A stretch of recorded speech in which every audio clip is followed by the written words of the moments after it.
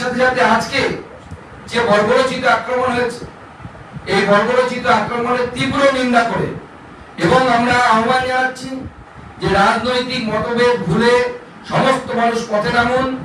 আগামীকাল ছাত্রদের উপর এই বর্বরোচিত আক্রমণের প্রতিবাদে 12 ঘন্টার বন্ধ, সাধারণ বন্ধ সফল করুন। আগামীকাল বিজেপির ডাকে 12 ঘন্টার সাধারণ বন্ধ সেই আহ্বান দিচ্ছি এবং এই আহ্বান শুধুমাত্র বিজেপির কর্মী সমর্থক ভোটার তাদের জন্য নয়। আমি সাধারণ মানুষের কাছে হাত জোর করে বলবো, দেখুন আজকে যে বাড়ির ছেলের সাথে যে বাড়ির মেয়ের উপরে লাঠিচার্জ হয়েছে, ভাবছেন যে পাশের বাড়ির ছেলের উপর হয়েছে, কালকে সেটা আপনার বাড়ির ছেলের উপরে হবে। আজকে যে ছেলেটি টাকা দিতে না পেরে চাকরি পায়নি, তার চাকরি বিক্রি হয়ে গেছে 15 লক্ষ টাকায় তৃণমূল নেতার দ্বারা, তৃণমূলের দালালের দ্বারা, কালকে আপনার ছেলেটি, যে ছেলেটি পড়ে পড়ে বড় হচ্ছে, স্কুলে যাচ্ছে,